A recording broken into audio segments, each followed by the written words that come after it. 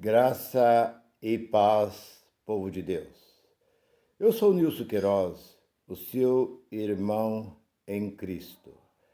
Você que é da graça, você que ainda não está da graça, você que é de outra denominação, não importa de onde você seja, somos todos um só na pessoa de Cristo.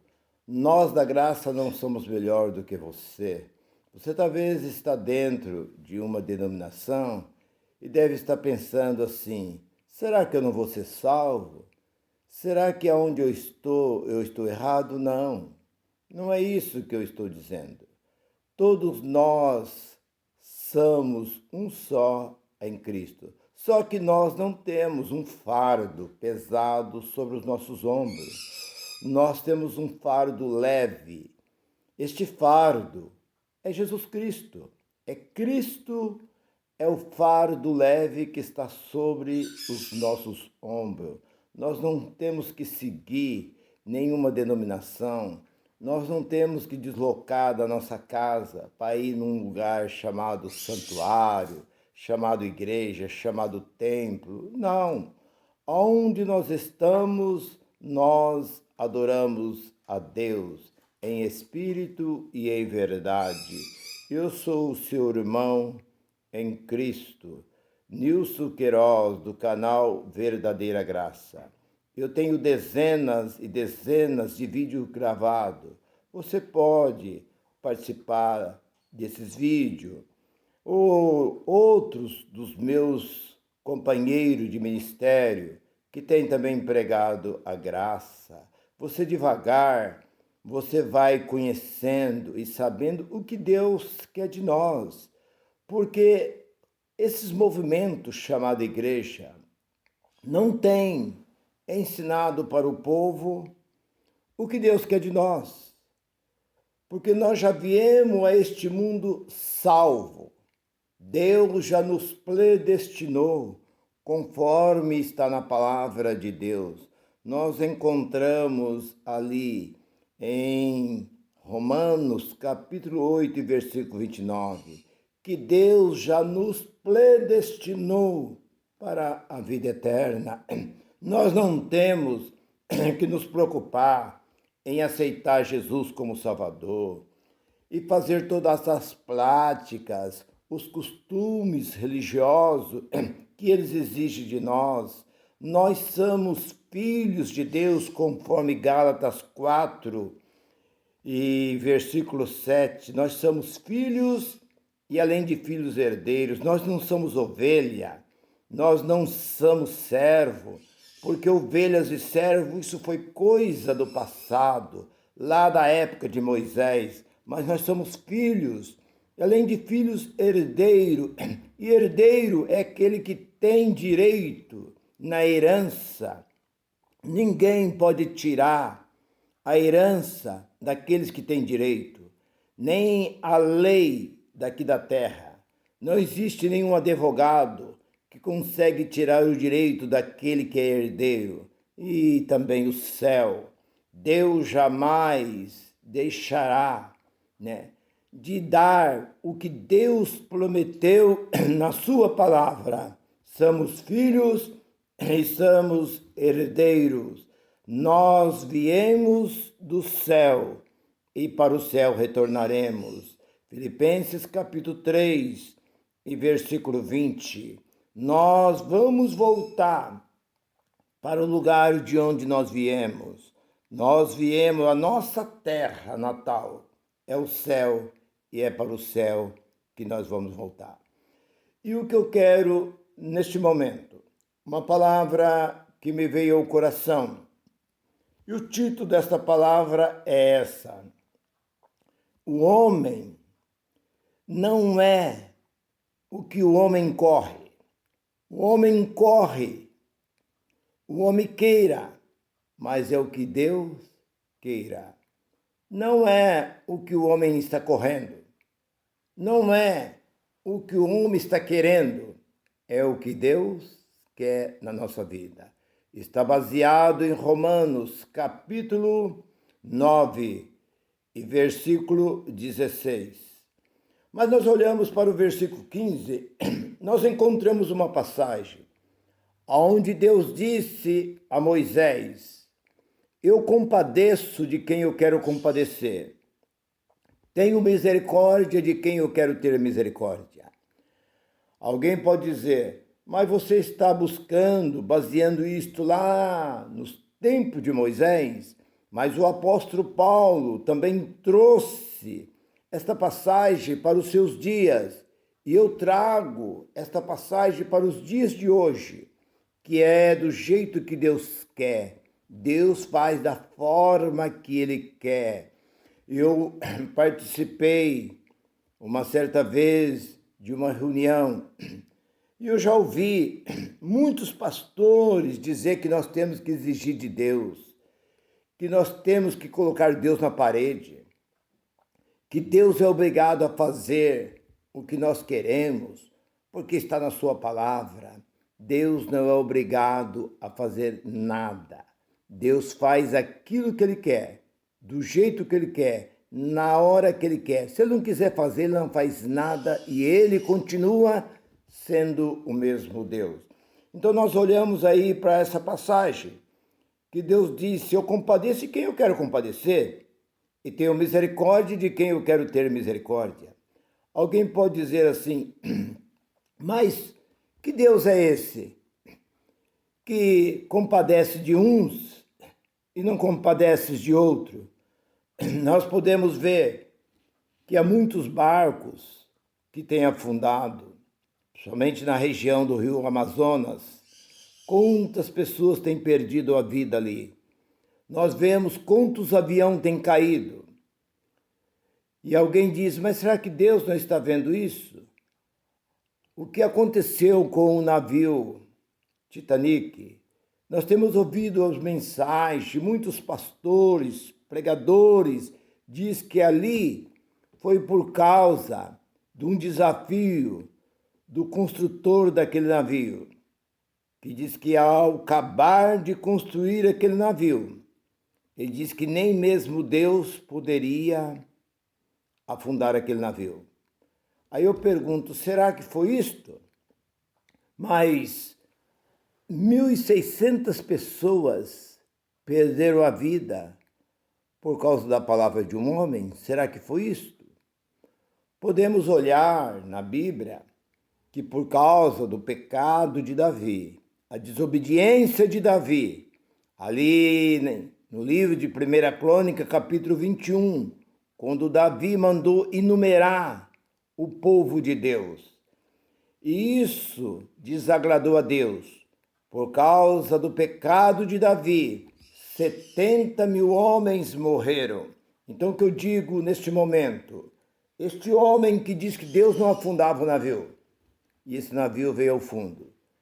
Alguém poderia dizer: mas Deus não podia deixar com quem esse navio chegava até o seu destino? E lá, quando descesse todo mundo, Deus afundasse esse navio? Sim. Mas por que Deus afundou este navio dentro daquele oceano Atlântico? Não sei qual foi o mar, mas foi a vontade de Deus. A vontade de Deus, não adianta nós, homem, querer discutir a vontade de Deus. Mas o que eu quero dizer, prosseguindo ainda o que eu estou dizendo neste momento: Deus faz o que Ele quer, do jeito que Ele quer. Não adianta o homem correr. Irmão, você tem que correr. Você tem que buscar. Você tem que fazer isto, fazer aquilo, para conseguir ganhar. Nós vemos ali no versículo 16 que não é o que nós queremos. Não adianta correr. Não adianta querer. É conforme Deus quer. É da forma de Deus, que o próprio Senhor Jesus Cristo ensinou na oração do Pai Nosso, que a vontade de Deus seja feita no céu e seja feita na terra. Então, meus irmãos, eu vim de um movimento católico e espírita. Eu perdi a minha mãe não tinha eu 3 anos de idade. Meu pai casou outra vez. E esta mulher pela qual meu pai casou era uma mulher espírita. E ela nos levava ao espiritismo. E tudo, eu ainda, muito criança, mas eu estava observando todo o movimento do espiritismo. Lá tinha as peças de roupas que eram benzidas, fotografia, água, chamada água fluida, levava ali nome de pessoas, vários objetos sendo ali abençoado, orado, feito ali aquela petição dentro daquele centro. E havia dentro do centro também uma tal de corrente, onde durante 7 sexta-feira, dentro do salão nós dava as mãos, segurava um nas mãos do outro, fazia uma corrente. O professor, isso é, o proprietário daquele centro, colocava as mãos sobre a nossa cabeça, dando ali espécie de uma benção ou de um passo, conforme eles chamam. E nessa mesma época eu também fazia parte da Igreja Católica. Eu dentro da Igreja Católica, eu fazia tudo que ali era ensinado. Beijava aquelas imagens, fazia ali também aquelas novenas, jogar água no pé da cruz quando não queria chover, nós fazia ali aquela corrente, fazia aquela campanha de jogar água no pé da cruz para chover. Nós era ensinado desta forma. As bandeiras de Santo Reis, quando chegava em nossa casa, nós tínhamos que receber com amor, beijar aquela bandeira. Esse foi o ensinamento. Quando eu cresci, que eu me formei homem, eu entrei nesse movimento chamado evangélico. E dentro de um movimento chamado pentecostal. E lá dentro eu comecei a ver todas as práticas que havia no espiritismo. Comecei a ver lá dentro. Lá se orava por peças de roupa, por fotografia, por águas, orava por óleo, orava por os nomes das pessoas, fazia ali as correntes dentro, o mesmo ritual que acontecia dentro do espiritismo e dentro do catolicismo, acontecia ali dentro daquela igreja chamada pentecostal. Mas a gente estava com um véu estava posto sobre os nossos olhos. E eu comecei a frequentar, a fazer tudo quanto foi ensinado dentro desse chamado povo de Deus. No meio deste povo que ensinava que a única igreja verdadeira era esta. E eu corria de um lado para o outro, entregava folheto, saía pelas ruas distribuindo folheto, convidando as pessoas. Eu vivia buscando, querendo crescer cada vez mais. Mas quando eu encontrei a graça de Cristo, eu aprendi nesse versículo, e nesse capítulo 9 e o 16, que não é de quem corre e nem de quem quer, é de quem Deus quer. E no versículo 15 do mesmo capítulo, que diz que Deus compadece quem Ele quer compadecer, no caso daquela mulher que estava sendo levado para ser morta, apedrejada.